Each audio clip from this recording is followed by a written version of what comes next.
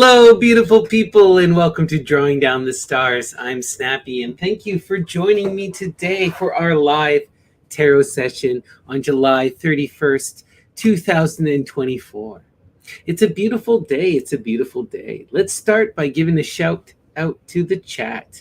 Good evening, Lisa. Good to see you, Christy. Good evening, Michelle. Much love, Prudence K. Good to see you, Koiborg. Good to see you, Makosas.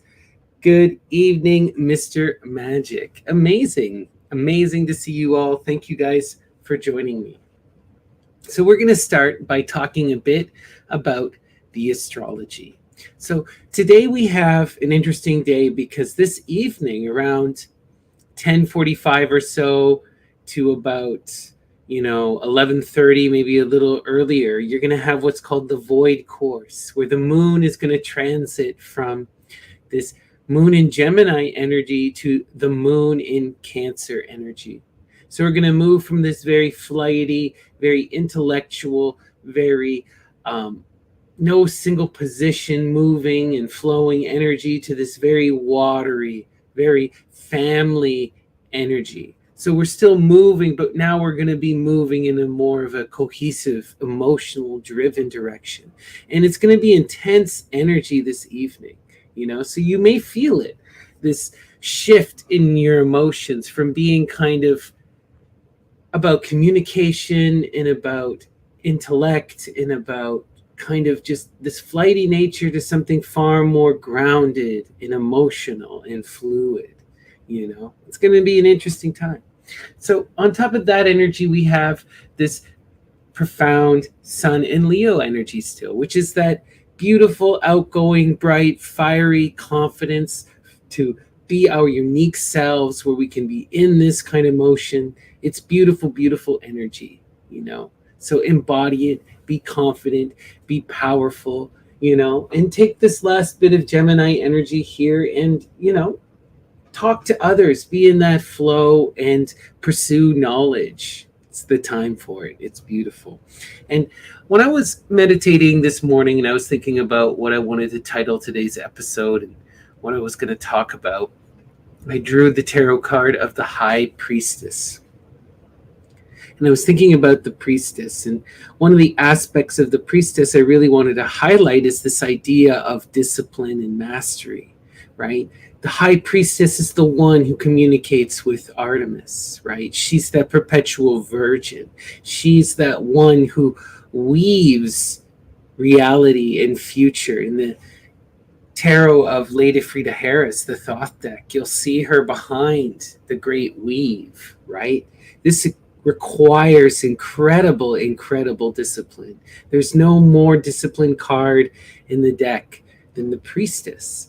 And this is a recognition of that energy, that if you embody this, you will be transformed by it. That kind of discipline brings skill, right?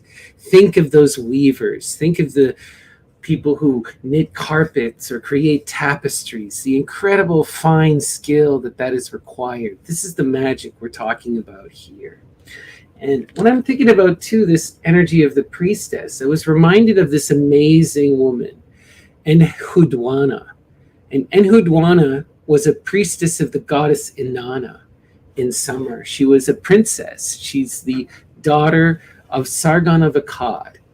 And why she's so famous is because she is the first named writer in recorded history, the first person to be attributed to their text. And she wrote many, many poems and hymns to various deities, but her favorite was always that Queen of Starry Heaven, Inanna. So I wanted to read one of her poems for you all. This is the Hymn to Inanna by Enhedwana and translated by Jane Hirschfeld. It goes like this. Lady of all power, in whom light appears, radiant one, beloved of heaven and earth, tiara crowned, priestess of the highest God, my lady, you are the guardian of all greatness. Your hand holds the seven powers. You lift the powers of being. You have hung them over your finger. You have gathered the many powers. You have clasped them now like necklaces on your breast. Like a dragon, you poisoned the land.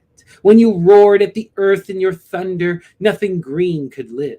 A flood fell from the mountain. You, Inanna, foremost in heaven and earth, lady riding a beast, you rained fire on the heads of men, taking your power from the highest, following the commands of the highest. Lady of all the great rights, who can understand all this is yours. In the forefront of the battle, all is struck down by you. O winged lady, like a bird, you scavenge the land. Like a charging storm, you charge. Like a roaring storm, you roar. You thunder and thunder, snort in rampaging winds. Your feet are continuously restless. Carrying your harp of sighs, you breathe out the music of mourning. It was in your service that I first entered the holy temple, I and Hedwana, the high priestess. I carried the ritual basket. I chanted your praise. Now I have been cast out to the place of lepers. Day comes, and the brightness is hidden around me. Shadows cover the light, drape it in sandstorms. My beautiful mouth knows only confusion. Even my sex is dust. What once was chanted of Nana, let it now be yours. That you are lofty as heaven, let it be known. That you are as wide as the earth, let it be known. That you devastate the rebellious, let it be known. That you roar at the land, let it be known.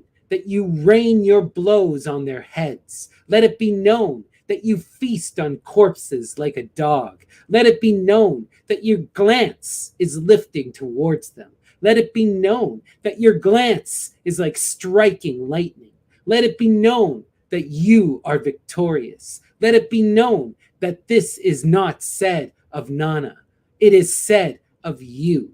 This is your greatness. You alone are the high one. O my lady, beloved of heaven, I have told you your fury truly. Now that her priestess has returned to her place, Inanna's heart is restored.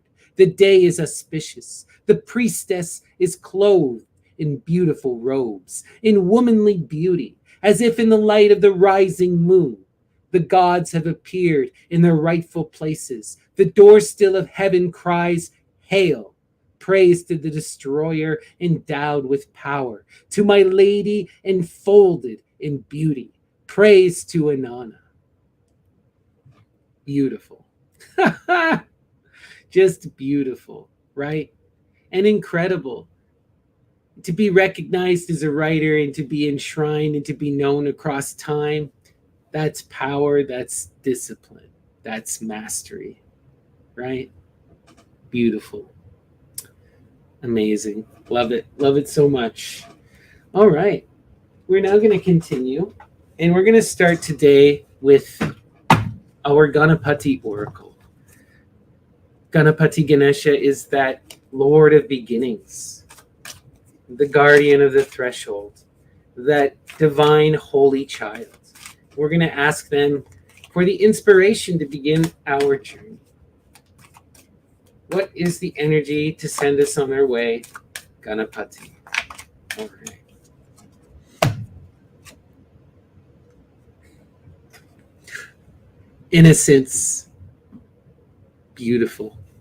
Makes me think again of that child energy, right? Beautiful to come from the divine child, Ganapati. It also makes me think of that energy of the Fool card, embracing that innocence and love of life and beauty, and just trusting and having some kind of faith, you know. Faith at its most beautiful is the love of a child to its mother, you know. That absolute trust, right, can be truly beautiful. And there's magic in that innocence, in that way of viewing the world through eyes unclouded by judgment or unclouded by, you know, anger or experience. Sometimes we need to just appreciate what's in front of us in that innocent lens of that childhood wonder, right? Beautiful. Thank you, Ganapati. Amazing. Okay, we are now going to start with our sortes for For those of you who are unfamiliar, the sortes is a form of bibliomancy, that is divination through literature. And it comes to us through the Greco-Roman tradition. And we ask those spirits, the goddesses of inspiration, the muses, to inspire us, to guide our hand, and to send us a message. So muses, what is the message this evening? And we're going from our friend Graham's book, The Shape of My Will. This is a beautiful poetry collection. Muses, what is the message from Graham?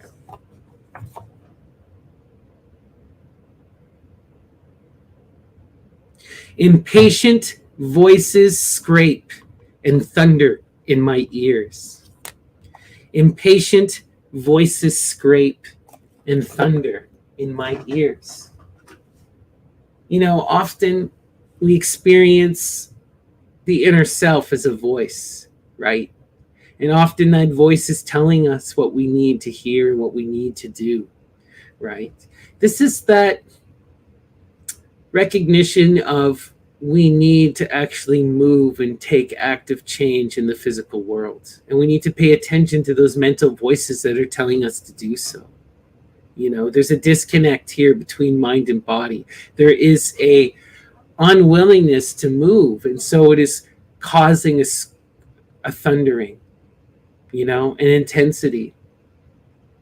This is when transformation is needed, right? Action is always difficult, but if you don't act, your body will scream at you. We've all experienced this, right? Beautiful. Okay.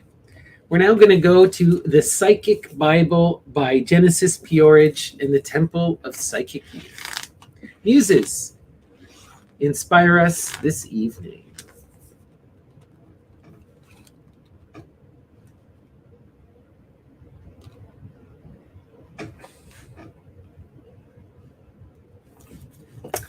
How we had hoped for evidence, but we just got... Okay, how we had hoped for evidence, but we got just the expected hiss in shortwave Twilight Zone type sounds and bullshit.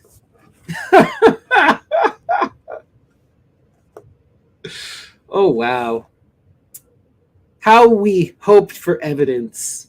This makes me think a few months back, I don't know, I remember people were all up in arms about UAP, right? And there was discussion about the government of Mexico has UAP. And I remember all my friends and everyone watching, we're gonna get the evidence. We're gonna finally have it exposed.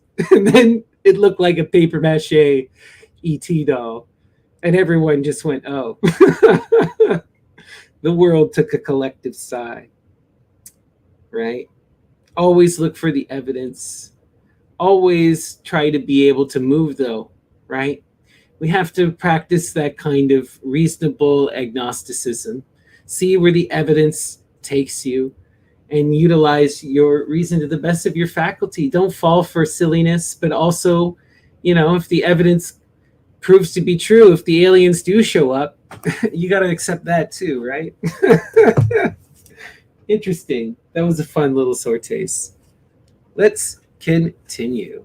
Okay, we're going to go to Entering the Desert by Craig Williams. This is a fun book. Craig Williams is a brilliant author, an Ayurvedic doctor, and a martial artist, as well as a magician. So let's get the message from Craig Williams. Muses, grab my hand. What is the inspiration this evening? Okay. Careful attention must be paid to how much time is spent in social environments that are not conducive to the overall spiritual goals of the devotee. Oof. Have we not all just been called out? Careful attention must be paid to how much time is spent in social environments that are not conducive to the overall spiritual goals of the devotee. And isn't that the message today with the priestess and this idea of discipline and self-mastery, right? Careful attention must be paid. There's nothing wrong with being in social environments and engaging in loving communion with others. unless it becomes obsession, unless it takes away from your ability to practice and to develop and to move forward and flow, right? Everything in balance, dote and antidote. That is the magic of the priestess. She moves in flow. She manipulates the weave, right? She has the discipline and the ability to do so, right? Beautiful. Let's continue. We are now going to go to Lorca, Three Tragedies, Blood Wedding, Yerma, and the House of Bernarda Alba. Federico Garcia Lorca is one of my all-time favorites. I cannot recommend him enough. Everyone should read Blood Wedding. All right. Muses. What is the message from Lorca? Inspire us this evening.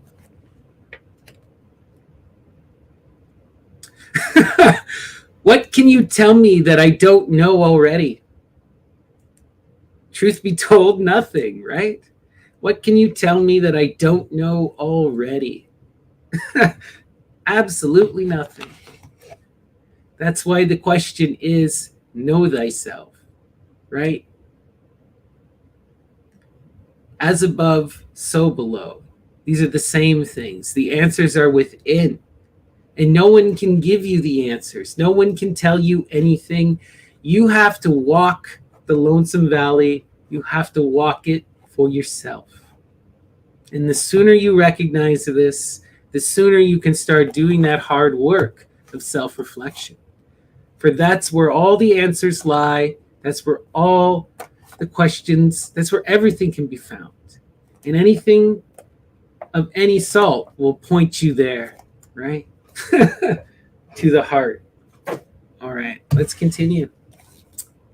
We're going to go to Bernard Shaw, Don Juan in Hell.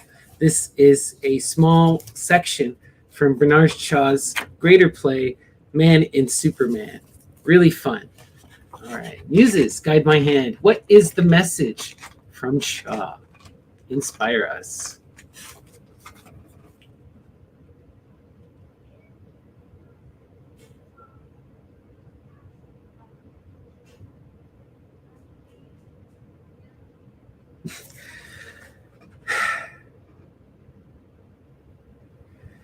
Love is the slightest of all human relations.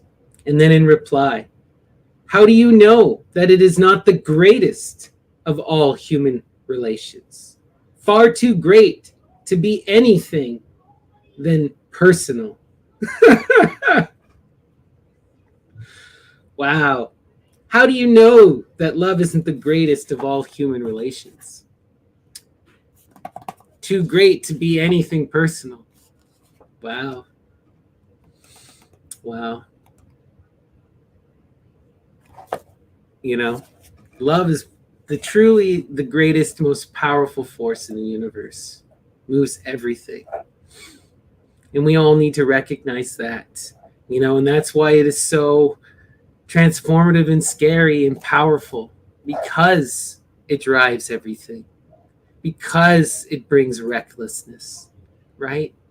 If in the face of love, reason, everything goes out the window. Nothing ceases to matter but love itself, right? Oof. That power of Eros must always be reconciled with. It's that power that keeps us going, that makes life worth living, but it's also the power that can throw you to the ends of the earth, make you do the most foolish of things imaginable. Wow. All right. I think of that story of Medea, right? Medea tells it all. She is cursed by Aphrodite, whipped by the lash of persuasion by Jason. And this causes her to madly follow after the worst kind of person, to help him achieve all his dreams, only to be spurned. And then that spurning causes such anger that she burns down an entire city and, depending on the version, destroys her own children before taking off in a magical chariot of the sun. Right? Love can bring out such violence and force. Two sides to that that coin, right? Fire and force. All right. We're now going to go to Antonin Artaud. Watch fiends and rack screens. Okay. Muses, guide my hand. What is the message from Artaud?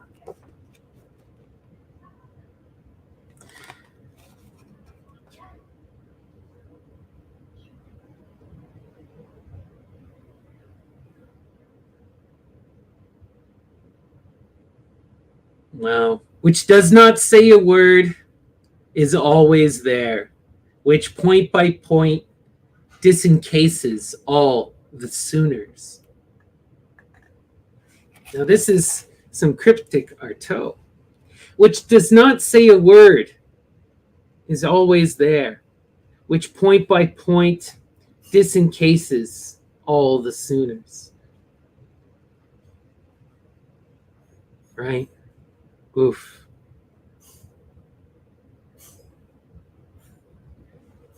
Which does not say a word, is always there.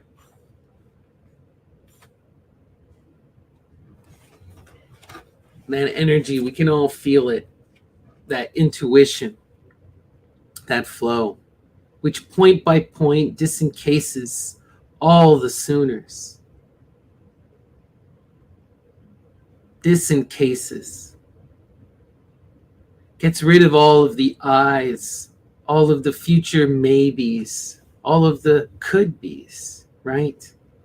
We're talking about that universal mother, that divine one, the thing that connects us all. Wow. Which does not say a word, is always there. Again, I'm reminded of the priestess, right? The priestess has the power of intuition. She can hear, which others cannot. She can see the interconnections, that divine weave, which others cannot, right? And it comes from that power to listen to what does not speak. How do you listen to what doesn't speak, right? Think about mothers. How do mothers listen to their children? Therein lies the answer. Beautiful. All right, let us continue. We're going to go to Byron. All right, muses, guide my hand. What is the message from Byron? Inspire us. There, breathless, with his digging nails he clung fast to the sand, lest the returning wave from whose reluctant roar his life he wrung should suck him dry, or to insatiate grave. And there he lay, full length, where he was flung, before the entrance of a cliff-worn cave, with just enough life to feel its pain, and deem that it was saved, perhaps in vain.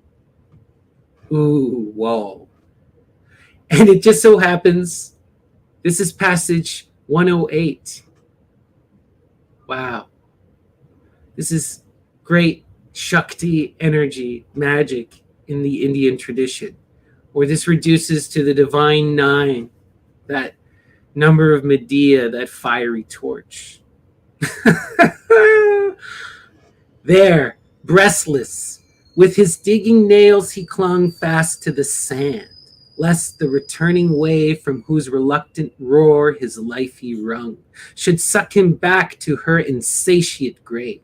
And there he lay, full length where he was flung, before the entrance of a cliff-worn cave, with just enough life to feel its pain and deem that it was saved, perhaps in vain. Wow.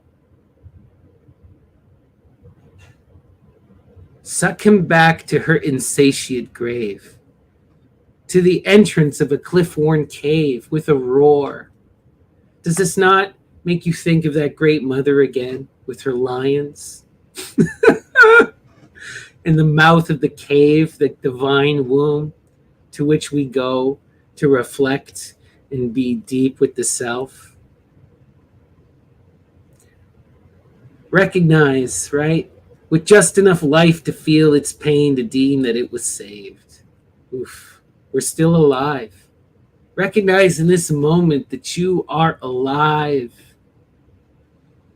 that you are still connected to that life force, that you have the ability to go forward, and that you are standing in front of that cave, that place of divine wisdom and transformation, the place where you can go to be reborn, to recreate the self in your own image, an image of your choosing, right?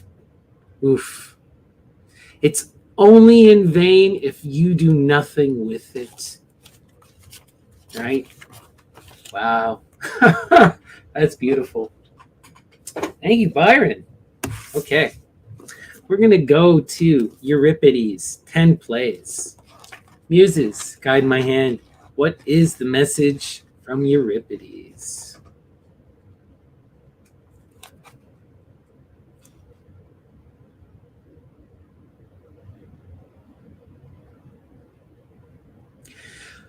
But it was I who wreathed it in the greenery of the clustering vine. But it was I who wreathed it in the greenery of the clustering vine.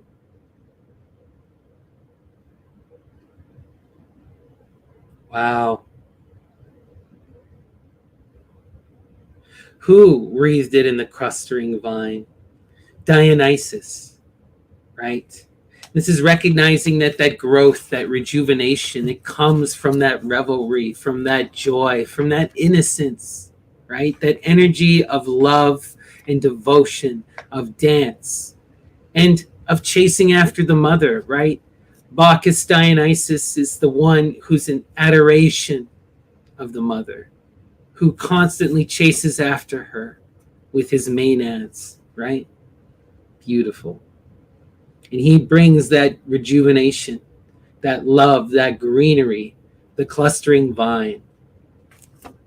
Wow. Love it. Okay. We're now going to go to Marlowe, Dr. Faustus. Marlowe is one of the great British playwrights, a contemporary of Shakespeare, but unfortunately died short. Thankfully, we at least got this incredible play, Dr. Faustus. Muses, guide my hand. What is the message from Marlowe? Inspire us.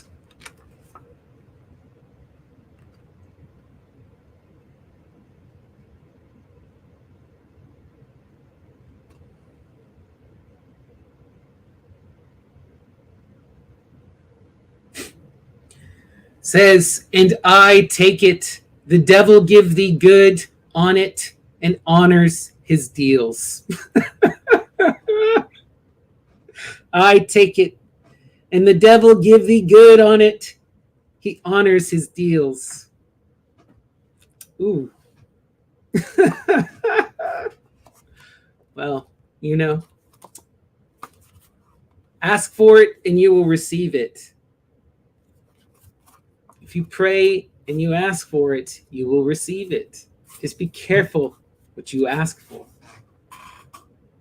Okay.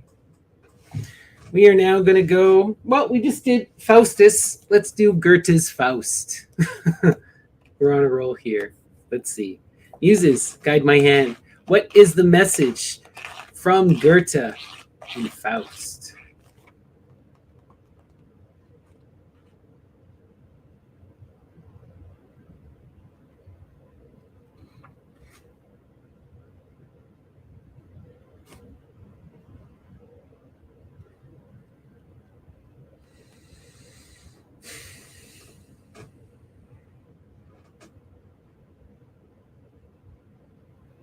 Wow. Okay.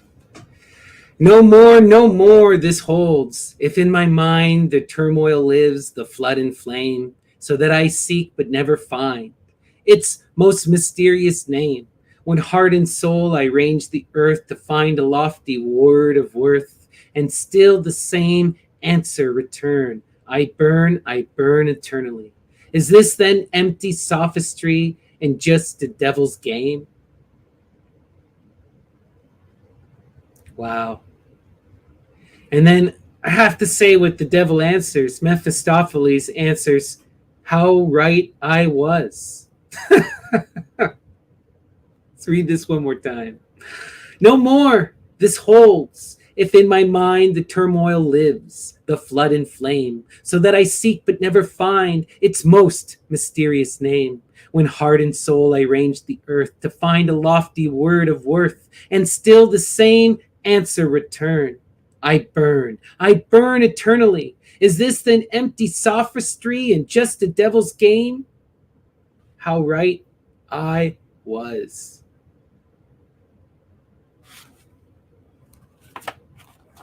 It's all about what you ask for. It's all about what you bargain for. The problem is always greed. Is it just a game?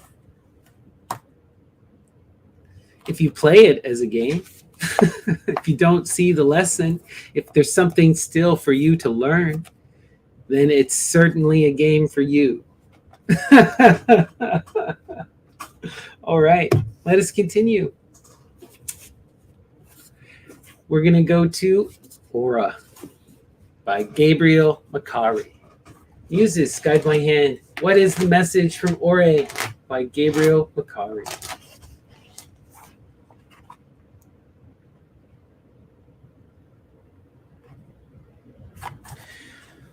Forget the impulse of the ear. Forget that it only hears what it wants to hear.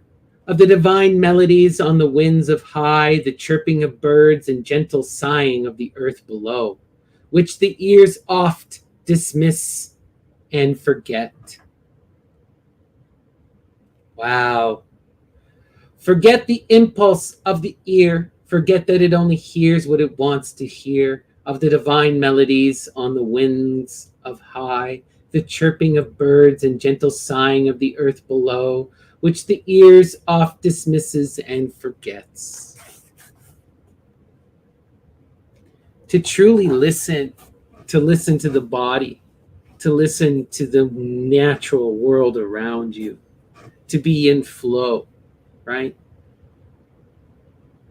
What does this truly mean, What this is like, what you want to do is you want to go out, sit in nature, sit in meditation, and sit in a comfortable way where you can just let your mind run, and let your mind run until it runs out of things to say. And then keep sitting and just sit in the quiet and try to observe the world around you, But don't fight the ego. Let the ego run out of breath and just let the body do what the body does. And eventually you'll learn to hear what's actually happening around you. That ego will become a voice of many, Beautiful. Don't dismiss the world around you. Don't dismiss the body. All right. Okay, we're going to go to Hermann Hesse, Narcissus and Goldman. Muses, guide my hand. What is the message from Hermann Hesse?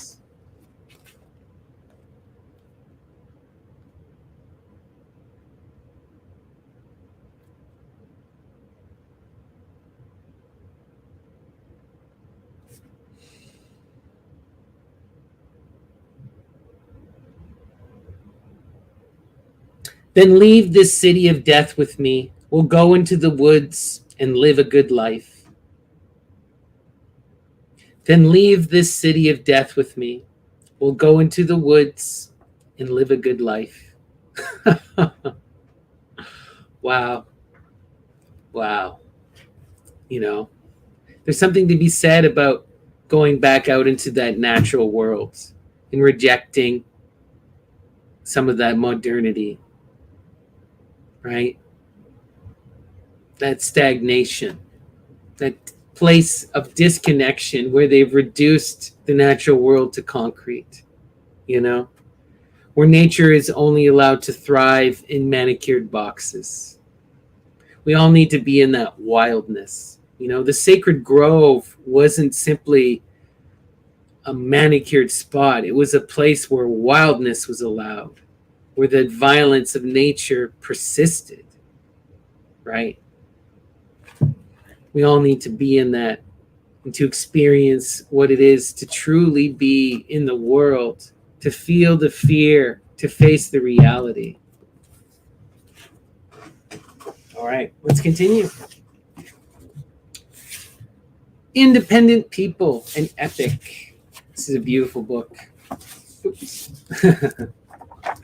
By Haldor Laxness. All right, use this, guide my hand. What is the message from an independent people? Inspire us.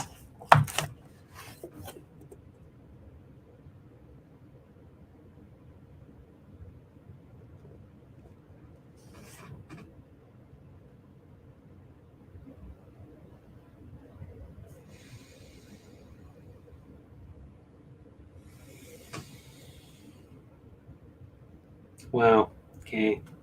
Laying her arms around his neck, she pressed her cheek against his face. The more determined to follow him to the ends of the earth, the greater the depths of his unhappiness, and to forget herself. He did not release her hand when he lay down again. Sweet is a hand that soothes. He went on gazing with half-shut eyes at the redeeming face above him. Little by little, he grew more peaceful. Wow. How do you calm the angry beast, right? Through that feminine love and connection.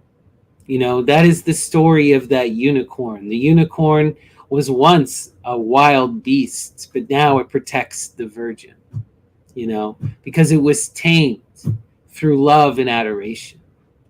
That monstrous beast becomes the defender. And this is that magic, right? We need to recognize often that if you fight and you attack, that this just spurs on more fighting and attacking. There has to be a new approach, a loving approach, right? An incorporation, a transformation. Wow. Okay. We're now going to go to our tarot proper. But before we begin, please give me a like and a subscribe. It really does make a big difference in the algorithm. And if you are at all interested in a private reading, you can reach me at snappydts@gmail.com, or you can find me on the Myth and Lore Discord. I'm Snappy or Lady Snappy. So we're going to do our Saturn Square reading, where we invoke that energy of Saturn Chronos, and we ask them to dissect our life, to cut it up on the plate, and to examine our present, to look at our conflicts and how we rise above them. How do we best move and flow? How do we manifest our true will? And as always, the center card is the most important. And today's is the Princess of Cups. Wow, beautiful, right? The princess is that child energy. It's that energy that has the potential to become the queen or the knight, to grow and transform, right? And it is in its most pure, watery state, right? No outside influence yet. It's that innocence. We're seeing that innocence of Ganapati on display yet again, right? And this requires loving devotion. It requires attention and care. The child must be raised and nurtured. And in the Suit of Cups, this is about emotions, about love, about connections, about growth. Beautiful. So that is the defining center, that child energy, something new. This could be a new relationship, a new love, a new child, a new business, but it is something that must be nurtured and cared for, that has the potential to grow, but needs that mother energy.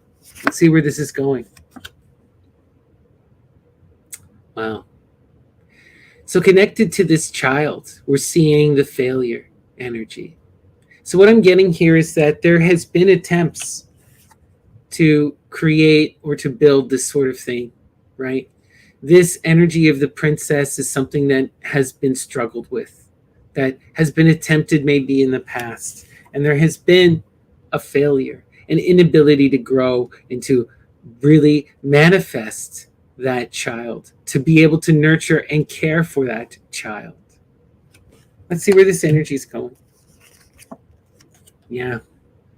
Foundational energy, growth energy, right? How do you build upon that foundational loving energy and bring it into something truly beautiful to manifest that family, right? This is moving from your foundation and growing upon it and building the next level of your tower. But as we see in this 7, right, it's coming up lopsided. The 3 is on top of the 4, but it's a down pointed triangle, doomed to fall, doomed to failure, right? The key to this energy, though, is to be in this foundational energy, to be in this support. Let's see where this is going. Interesting. Wow. We were talking about that devil so much. It's beautiful that he shows up here, right? Again, that devil energy is that power, that transformative power to ascend, to rise, to achieve what we want, you know? In some ways, we ask for this child. We want this responsibility, this opportunity, and we have been given this opportunity. The question is, can you rise to the occasion and take responsibility? Let's see where this is going. Yeah. What we're seeing is as we try to manifest and climb that mountain, achieve our dreams and achieve our will, what we truly want, we're starting to face resistance. You know, we're coming up against challenge. You know, and 5 is that energy of building upon that 4 of wands and then facing someone who's pushing back against you. And this could be righteous, right? It's not necessarily negative, but there is resistance and it requires work and effort to overcome. Let's see where this is going. Wow. What we're seeing is that strife is coming to an end. This cycle is playing its way out. We're now figuring out how we move in flow, how we push our will forward in fiery harmony, how we ascend that mountain. That's beautiful energy. Wow. That cycle of strife is ending. Okay, let's continue. The key to this child energy, to this magical connection, and to this devil energy is that power of the moon. Right? That reflector, that energy of intuition, of going into the divine feminine, of doing that work of listening and flowing, of drawing down that energy and being transformed by it, right? Embracing the flow and moving with it. And this is beautiful to have connected to that energy of the princess and to have to this devil, right? The devil gives us the ability to draw down that moon, to climb to the mountain, to be at that point when we have the ability. These are 2 conducive energies here, and they're colliding with this birth of the child. Wow. Amazing. Let's see where this is going. But connecting to this moon, right, is going to require work. Again, we're seeing this energy of having to take action, right? The hangman represents seeing that a sacrifice must be made, that transformation must be going through, that there is actions that must be done, that we have to remove ourselves from that tree and continue to move and flow. We're currently stagnating. How do we move beyond this? There is an action. There are acts that can overcome this current position. And there are sacrifices that must be made. This is, again, that energy of becoming disciplined, right? That we see with that high priestess. That was the defining energy for this reason, for this reading. We need to take discipline. We need to be in that hard energy of doing what is necessary to move and flow and to develop mastery, right? If you want to connect to the moon, then you have to get out under the stars and connect with the moon. You have to follow the patterns of the moon, right? None of this is easy. Life is a struggle. Wow. Then we have lust, strength. with that moon. The one who draws down the star with the greatest star to be driven down, right? The priestess of Hecate with Hecate herself. You can't make that up. That's so beautiful, right? And you have it with this energy of the hangman. Take action, right? Be in strength. Be that fiery, passionate energy that does the work necessary, right? Who rides upon the beast, who draws down the moon, right? Who makes the sacrifices to overcome, right? Or in the traditional sense, I was talking about this earlier, right? This is that energy of that divine feminine that conquers the beast. How does she conquer the beast? Through the power of love, right? Through transformation. She turns that beast into a unicorn, into a defender. You know, that's the power of the feminine. Emmon says this often. How do you fight against tyranny? With the mother. Wow. Okay. Before I flip, please give me a like and a subscribe. It really does make a big difference in the algorithm. And if you're at all interested in a private reading, please reach out to me, snappydts@gmail.com, or you can find me on the Myth and Lore Discord, Snappy or Lady Snappy. All the info is in the description. Here we go. Okay, so we start here. Yeah, in the face of this inability to grow, in the face of this strife, how do we overcome this? It's about recognizing why we have failed. It's about doing what is necessary to overcome. And you kind of know it's about disciplined action, right? Disciplined action, imagining yourself going forward and moving, taking responsibility. If you want to overcome this failure and this strife, you have to make the sacrifices necessary. This is a problem of the self, right? This failure, this strife is because you're not coming up correct. And you have to do the hard work of disciplining yourself so that you can manifest this tower, so that you're not in conflict with others, right? This is a tough lesson here, but you got to do what's necessary if you want to build that tower, if you want to manifest this passion. And to do it, you got to make the sacrifices necessary. It's that simple. All right. We talked about this a bit, but this divine child, this what we're connecting to, it's what we are wishing for, it's what we're driving down, this potential, this birth, this new relationship, this new love, this new energy in our life. But we must recognize that this is new. It must be nurtured and cared for. It must be it's a responsibility, and it requires us to tend to it, right? We have to be in this pursuit of this energy, nurturing and defending and protecting this energy, going out under the stars and under the moon regularly, right? Making the hard work of climbing up the mountain, right? The goat just doesn't ascend in a day. It takes a lifetime, right? And this is that energy of doing the hard work. But if you can tend to the princess, she will become a queen. She will become a knight. And she will become something beautiful and profound. All right, let's continue. We have that foundation, that power. This power has set us up. It's allowing us to have this strength. It's allowing us to manifest our will. And we are doing it. We are coming to a completion. This cycle is ending. We've been doing this hard work. Okay, we are now ready to expand. We have that solid foundation. We have discovered what we want. We now have to have the strength to do it, to do what is necessary, to take action, to ride upon the beast. Those with ears to hear know what that means, right? To be transformed. Now it's about completing the cycle, being in strength and doing what is necessary, okay? And that means transforming.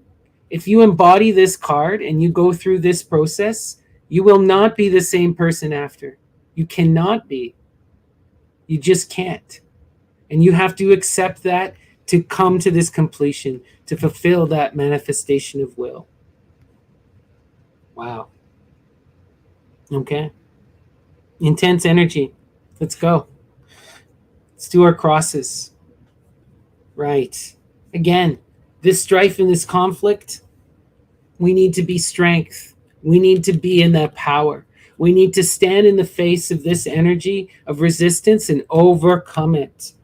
The strength is one away from victory. One away from victory to strife. All we need to do is add more force of will, more love, more movement, more power. And this energy will connect and transform this passionate child, right? You will connect to this. You will manifest this. You are receiving strife right now only because it is almost within reach. You just need to finish that transformation. You need to draw down that moon and be transformed by it. Do what is necessary to overcome. Make this 5 a 6. And then you will give birth to this new, beautiful, transformative relation. This creative object of beauty, of desire that you're driving for. You're drawing the moon down. You're calling the devil. Wow. This is powerful here. And then see, we're coming to a completion. We're manifesting our will. You just need to do the last few necessary sacrifices. It's here. You know what you need to do. It's just painful. It hurts. Taking responsibility always hurts. But the reward is so great and it is necessary. You need to be responsible. You need to nurture this child. And if you do that, you manifest your will. You draw down the moon. Wow. Beautiful. Incredible energy. Amazing. All right. I hope that resonated with you. It certainly resonated with me. And we are now going to end our tarot with one final sortes. We're going to go to my dear friend Graham's book, The Shape of My Will. Muses, guide my hand. What is the message from Graham? Inspire us. I shall peel back the layers of reality, folding them in such a way so as to reveal the universe to itself. I've read this one before, but it's a beautiful one. It's that pursuit of knowledge. I shall peel back the layers of reality, folding them in such a way so as to reveal the universe to itself. Is that not what the priestess does? By weaving the tapestry of reality, by drawing the threads of fate and creating new and beautiful art. She not revealing the universe to itself, showing its potential. Beautiful. Be that priestess. Be that artist. Create and give birth to something new. Give birth to that Princess of Cups. That's the message. All right, everyone. Peace and love. I hope this was truly helpful, and I hope I see you all at Dr. Ammon's Greek class in a few minutes. Take care, everyone. And we'll see you tomorrow.